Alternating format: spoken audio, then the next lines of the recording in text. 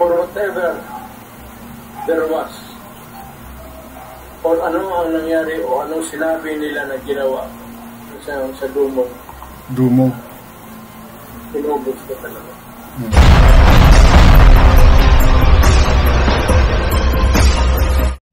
Alam nyo, simula nang maging presidente itong si Rodrigo Duterte, nasa ibang bansa pa ako. Talagang, kumbaga, inaabangan ko na kung ano yung magiging galawan niya, paano siya magsasalita. Kasi, Davao days pa lang, naririnig ko na kung ano talaga siya kabalahura yung bunganga niya. Na talagang, sasabihin niya kung ano yung sasabihin niya. And, yun nga, yung war on drugs niya sa Davao is isa sa talagang naging curious ako kung paano niya ginawa. So, nung naging presidente siya, na-excite ako actually. Totoo yun, na-excite ako. And isa sa talagang tumatak at kanyang ipinangako is magiging bloody ang war on drugs niya. Na totoo naman, nangyari talaga. Kaya nga may ICC. Kaya nga ngayon, mayroon siyang mga kaso na hinaharap. So, ngayon, nawala na siya sa pagka-presidency, ay ganun pa rin kaangahang ang mga binibitawan niyang salita. Okay? Isa na dyan yung nangyaring hearing sa Senate. Yung Senate hearing na kung saan umaten siya at nakita naman natin lahat kung paano niya inamin, sinabi, sumagot sa mga tanong sa kanya na ngayon is mukhang magdidiin sa kanya doon sa mga kasong gustong isampa against sa kanya, lalo na yung mga naging biktima ng EJK or ng extrajudicial killing na nangyari sa kanyang administrasyon. Okay? Pero yung mga sinabi niyang yon, binabawi ngayon ng mga taong malalapit sa kanya or ng mga dumidepensa sa kanya. Kaya lang, 'di ba? Sabi nga nila, under oath yun, so hindi mo na pwedeng masabing nagbibiro ka at hindi yon laughing matter. Okay? So, bago po magpatuloy, welcome po sa akin channel. Kung bago pa lang po kayo sa akin channel, please don't forget to like, share, and subscribe na rin po and pakihit ng notification bell para maging aware kayo sa aking mga upcoming content. Any comment, suggestion, recommendation, please leave it on our comment section. And if you have your own opinion, you can still share it with us para naman pong madagdagan din ang aming kaalaman.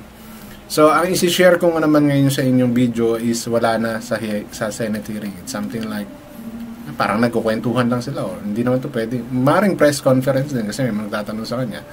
So, alamin po natin kung paano niya sinagot yung mga tanong sa kanya. Lalong-lalo na yung hindi niya pagatin sa Quadcom hearing na kung saan marami rin pa ng ebidensya itong mga nasa Quadcom hearing. Kaya pala gustong-gusto nilang umaten si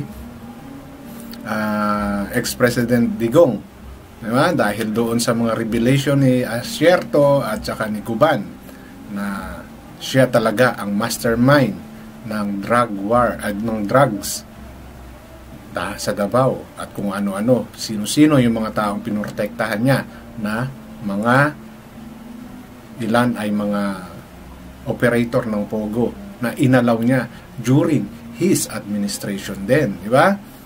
So, pakinggan po natin kung ano yung mga pinagsasabi niya sa mga tao sa Quadcom.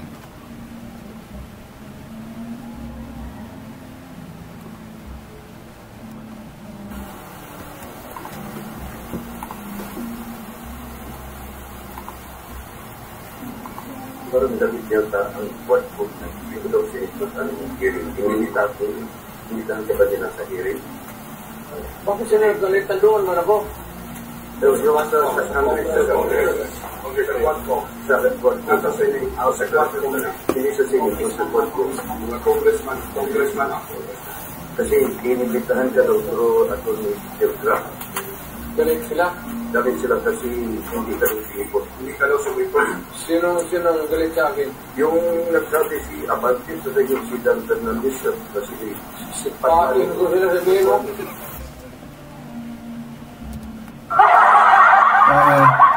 Sisipain niya si Abante tsaka si Fernandez. Ang mga banat niya talaga, di ba? Mga kung ano yung congressman niya, charet. Sisipain lang ni Duterte. Na alam naman natin na itong mga to is talagang siya yung ini-aim, di ba? Kasi nga ay ano yung nangyari nung Senate hearing, yung si Grahildo, di ba? Colonel Grahildo nag-testify against sa dalawang to. And alam naman natin, military yun. And alam naman natin kung paano sinusuportahan ni Duterte yung mga kapulisan, di ba? Tangina. Pera nila. Wala na akong pera eh. Pagpamasaya ko doon, I am living in a retirement pay. I never, kayo taga-Davao kayo, lakin kayo dito, takabata kayo dito. Wala akong extra money na sa bangko na lahat sweldo ko yan. Naniniwala ba kayo na talagang nakabase lang si Duterte sa kanyang pensyon? Wala siyang pera? Please comment on our comment section kung naniniwala kayo. Kasi ako hindi ako naniniwala. Oo. So-shoulder niya yung expenses. Diba? Totoo naman yun eh. Kung gusto niyo siyang umatin, di ba? Resource person nyo siya, di pamasahian nyo siya. Pero yung sasabihin niya na walang pera, I don't think so. Hindi ako naniniwala. Isa lang yan sa mga palusot niya.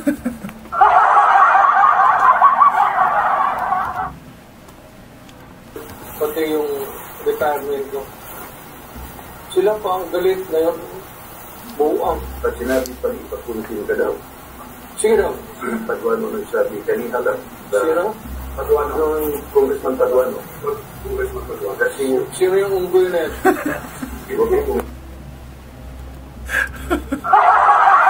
Ngayon, si Padua naman, unggoy. Ano kaya mangyayari? Ano kaya ang magiging reaction ni Paduan dito? Sinabi. Ano sa unggoy? Totoo naman si Paduan niya, siya yung mahiling mag-contempt at saka siya yung laging galit na galit doon sa mga resource person. Para nakakalimutan niya, mga resource person pa lang yun. Dapat, kung gusto niyong pigain na nagsisinungaling, di ba? Pasikot, ano lang naman yun, matter of how you're going to question them, di ba? Kaya lang kasi, hindi na sa pag-ano, siguro, style yun ni Congressman Paduan na idaan niya sa ganon, di ba? Kaya lang kasing masyadong intimidating na ang nangyayari, imbis na sasagot ng hindi under duress. Kinakabahan yung tao.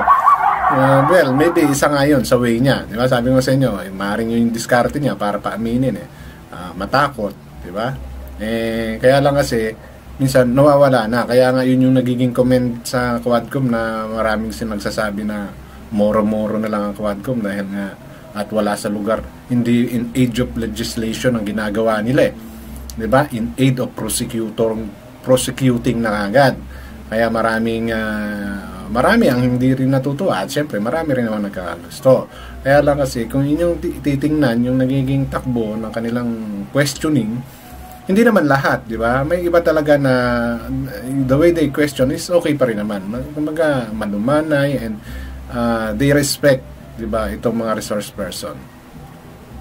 So, hindi maiwasan na mayroong mag-advise kay Duterte na huwag umatin. Huwag umatin. And may papakinggan nyo pa yung mga susunod. Mukhang hindi alam ni Duterte kung anong pinagsusulat ng kanyang abogado doon sa sagot sa letter na invitation eh. Kasi yung actor na siya, si Dan Fernandez, sa lahat. You don't scare me. Galing na ako pagka-presidente, huwag nila akong kanunin. Galing na ako sa Congress. Nag-mayor ako, nag-congressman ako, nag-presidente na ako. Do not give me that shit. Totoo ba may impartiality natin? Wala mo siguro, but alam mo, actually, wala, in fairness to the idiots, wala akong notice na pupunta ako ngayon. Oh, di ba? Wala raw, in fairness sa mga idiot, wala raw siyang na-receive na notice. Atay tayo dyan. So, ibig sabihin, yung binigay ng abogado niya na statement, hindi galing sa kanya. Di ba? Kasi meron akong content na pinakita ko yung naging statement. Ha? Nung abogado nila. Sino bang abogado yon? Ito, mababanggit ata rito. So, pakinggan natin. Sabihin mo nga sa hindot na yan. Pero si Atty. Delgra Mayor. Ayun. Si Delgra. Si Delgra yung abogado niya na nagpadala ng letter na yun or sumagot sa letter na yun. Ngayon nga, mukhang sa susunod na hearing ng Quadcom, pinapatawag na So, sa revelation na to ni Duterte, lumalabas na wala siyang kaalam-alam. So, di madadali ngayon yung abogado niya. Oh, di ba? Madadali ngayon yung abogado niya kasi sa sinabi niyang to. So ano yon, gawa-gawa lang ng abogado niya sa nasamantalang doon lumalabas na yun yung mga hinanaing ni Duterte kaya hindi siya a-attend. 'Di ba? Sa Quadcom hearing na yon. Tapos ngayon ito yung maririnig sa kanya. So dali na naman yung abogado niya dito. Reply. So much. So what was the reply? What was nalagay sa according to Atty. Delgra na yung ginawa ko sa Senado, pwede nilang kukunin kung gusto nila. Ano ang sinabi ko? What is there to say or more to what I have said? Ang sinabi ko naman lahat, ano pa ang gusto ng mga gago? May balita kayo. Kasi ang mga sinabi ni Duterte sa Senado ay mga pinagagawa niya, di ba? Kumbaga yun is nakabase sa mga tanong ng mga senator, di ba? Siya yung in-interrogate, siya yung hiningian ng mga sagot doon sa mga katanungan ng karamihan at yung mga ibang resource person pa rin ng AGK. Kasi sa Quadcom mas lumalabas na sila ay mayroong resource person na nagpapatunay sa mga ginawa ni Duterte, mayroon siyang alam at yung war on drugs is talagang sila ang may pakana, di ba? At yung dalawang intelligence officer na nag-testify doon is kumbaga sila talaga yung first hand na nakadiskubre kung sino ang nasa likod nung mga droga na yon. So yun ang meron ang Quadcom na magdidiin lalo kay Duterte kung sakaling umaten siya. So, alam ba nila Duterte na nanduron yung mga taong yun? Kasi si Cuban ata nakakulong, pero si Asierto is in hiding right now for 6 years na ata na nagtatago. So, yun yung reason kung bakit gusto siyang paatinin. Dahil meron silang witness mismo at merong may bagong kumbaga revelations, which is yun nga yung mga intelligence officer nila ang magpapatunay na si Duterte ang promotor ng mga droga sa Davao at ng EJK ng Tukhang, diba? Yung mga taong napaslang. So, yun yung reason kung bakit gusto nilang umaten si Duterte. Ang ICC po si Duterte. ICC? Ang kilala kong ICC is Immaculate Conception College.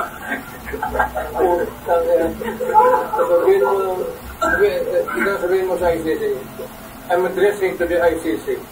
Pumunta kayo dito, bibitahin ko dyan ko sa Akasya. So, ito, nagtatawanan sila. So, papalabasin nila nagbibiro si Duterte sa pagsasabing bibitayin niya yung mga ICC.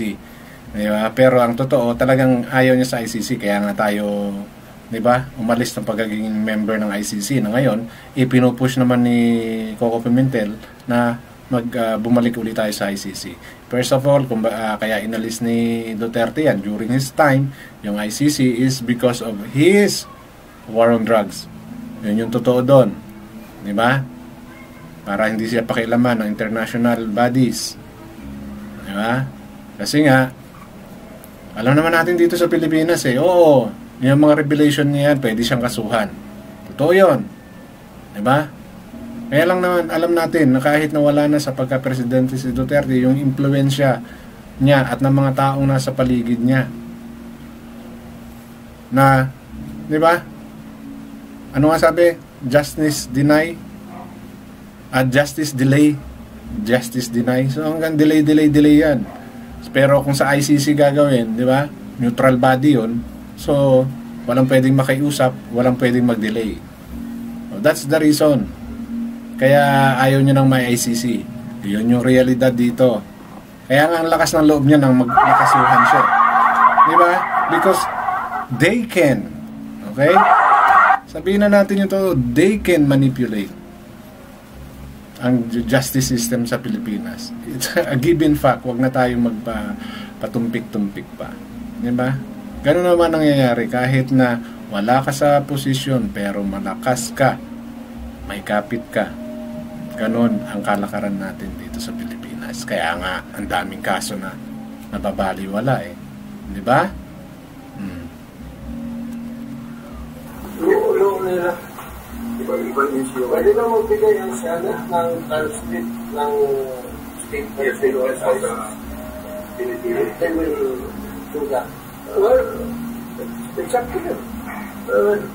Are you posing a question or are you informing? Yeah, they're informing me that they are giving all the they will give the transcript of ICC. It's a possibility.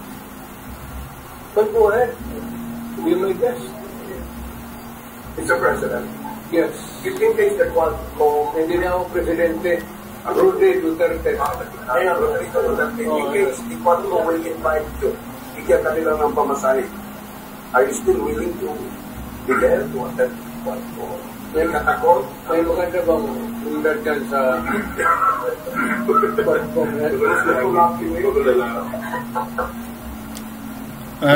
Sagot niya, kung bibigyan siya ng pamasahe, aatin ba siya? So, joke na naman ang sinagot niya. May mga magaganda ba dyan sa Quadco?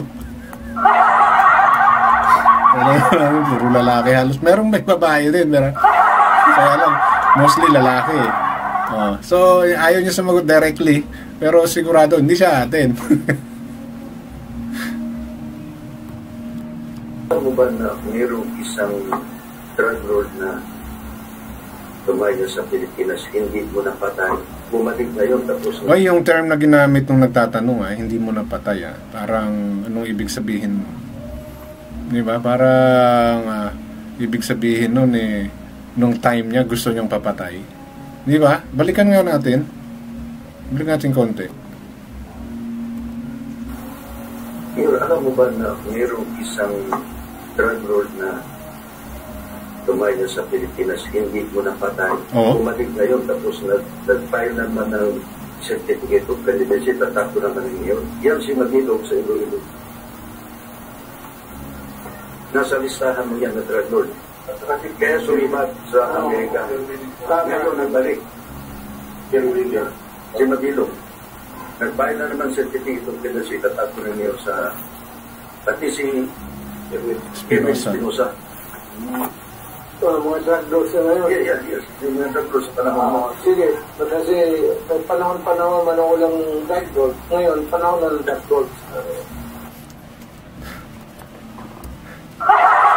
So, ang gusto niya sabihin, nung time niya, yung mga drug lords na wala. So, nung time na ni Marcos Jr., nagbalikan yung mga drug lords kasi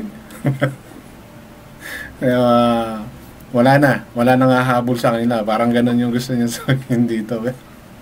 Alam niyo yung mga banat ni Duterte, kaya siya nako-quote. Di ba?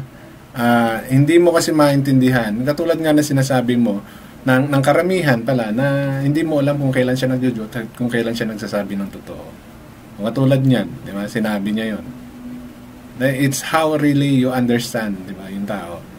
Ako, sa part na yon, more on nagjo-joke siya dyan. Yung sinabi niya, nung panahon niya, walang drug lord. Ngayon, panahon ng mga drug lord. Diba? Pero mga joke niya yan. Sigurado yun.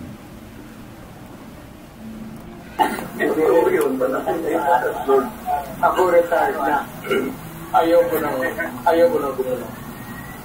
Hindi na ako magpreparado magipagawa. Hindi naman ako takot. At ayaw ko na kasi tapos na ang panahon na binigay ng Diyos sa akin. I was given the responsibility of the mayor, of being a prosecutor, mayor, president. Hindi, I cannot be the guardian of my people for all. Pero bakit yun pang gustong bumalik ka? Ayaw ko na. Ayaw ko na rin pumatay.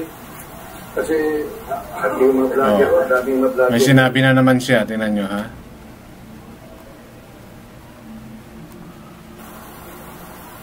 of my people for all. Pero bakit yun pang gustong bumalik ka? Ayaw ko na. Ayaw ko na rin pumatay. Kasi Ayaw ko na rin pumatay. Now, is it a joke? Or slip sa kanyang bunganga? Nadulas siya. Di ba? So, may mga admission siya na hindi mo masasabing joke pa rin eh. Diba? Given his character, we all know. Kaya lang, yung admission sa kanya, yun yung hinihintay doon. And ito, umamin na naman siya. Okay, this is not under oath, pwedeng pasinungalingan. But, diba, lumalabas sa kanya eh. Mayroon pa mga kasunod dyan. Pakinggan pa natin. At yung mga vlogger, daming mga vlogger na gusto pagkatimay. wala na ang kamay ko. Tigas na ako. Di ba? Yung kamay niya matigas na raw. Hindi na raw kayang kumalabit ng gatilyo. So, kaya ayaw niya na. So, is this another joke? Diba? So, it's for the people who can watch this and mag-decide. But for me, yeah, he really did commit. Pero nga, diba, lagi niya sabi, this is for his country. He is protecting his country. Ayaw niya, pero ang mga tao gusto sa iba. Ayaw ko na. Mga tao gusto. Vlogger lips. Sabi ako na, I would again refer you to the Bible. There is always a time for it.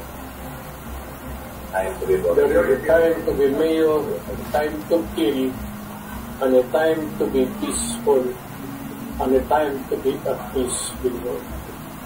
Kung nila akong gawin, just don't fuck with me.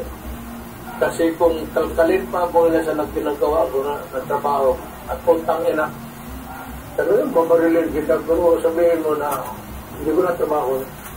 Huwag mo lang akong takot-takotin niya, hindi na. Minsan ang tanong niyo, bakit kinahamon mo sila? Ay, nandiyo ako ng kaso. Bakit hindi kita na ng kaso? Bakit gusto nila doon lang sa hearing? Hanggang dyan lang. Kinamon mo naman na tayo lang mo na ako ng kaso. Bakit hindi ka na ng kaso? Kinamon naman ang kinatay. Ayaw ko rin ang pugok mo. You're invited by So, hamon to sa DOJ, no? Oh, tinanong siya, bakit hindi siya pinapailan ng kaso? Eh, may mga inamin naman na siya. Di ba? Hamon sa DOJ yan. Bakit nga naman hindi siya pinapailan ng kaso? Pero bakit malakas ang loob niya maghamon? Di ba? Dahil alam niya kung paano ang takbo ng sistema. And actually, meron siyang isang video na kung saan siya mismo inamin niya kung gaano kabagal ang sistema ng judicial dito sa atin, kung gaano kabagal kumilos yung mga batas natin. yung mga demanda na yan. And, di ba, nababayaran. Alam na alam niya. Meron siyang isang video na talagang siya mismo nagsabi. Kaya hindi siya natatakot na kasuhan siya. At kaya ganyan pa rin siya magsalita. Administration consultants for drugs sa Ayaw ko na rin. Kasi matanda na ako. Panginoong bugiro na kasi ako. Marami naman yung extra glory yan. Anyway, final question for you. The issues against you in both the Senate and in the House always focus on extrajudicial killing and double death squad. This started during the time when Laila de Lima was still chairman of the Commission on Human Rights in 2009 to be exact. How come, despite the fact that about 20 years had elapsed, hanggang ngayon, wala silang ebidensya na pinakita sa korte o sa publiko in their allegation that dito sa Davao, halimbawa, there were 2,000 extrajudicial killing victims nga which were buried in Dilaod quarry. How come up to this time they have not produced a single piece of evidence? Naging CSR, naging DOJ Secretary, naging Senador. Hindi ko man, I'm not challenging Senator De Lima to come up with something. Magyayabang na rin ako. Maybe because being a lawyer, mahirap talaga mag-build ng kaso. Parang bahayan. Start of poste, yung tapos you get to the wall, yung biro. Mahirap talaga po. Lalo na Vilaya Gorneo. Wala man akong naalaala na pinatay ko na napanhaw na nag-resurrect. Oh, diba? May admission na naman siya rito na may pinatay siya. Diba? So marami na talagang ganun siya kabulgar magsalita, diba? Na alam naman natin na pwedeng gamitin against sa kanya yan. Kasi on the record, So yes, this is not a sworn statement, hindi under oath ito, pero di ba, ebidensya ito sa mga sinasabi niya na pwedeng gamitin against sa kanya. Diba? Ito yung may mga matindi siya ritong revelations. Pwede biro. Ewan ko, siguro baka naawa rin ng Panginoong Diyos na ayaw ako bigyan ng problema kasi sa tandaan ko ngayon. At this age, baka she might really want to spare me o gusto na lang ng Diyos siguro maligaya ako. Ganito na lang, for whatever there was, or ano ang nangyari o anong sinabi nila na ginawa, kaya sa dumon, pinubos ko talaga. Ano daw? Ulit? For whatever there was, or ano ang nangyari o anong sinabi nila na ginawa, kaya sa dumon, pinubos ko talaga. Diba?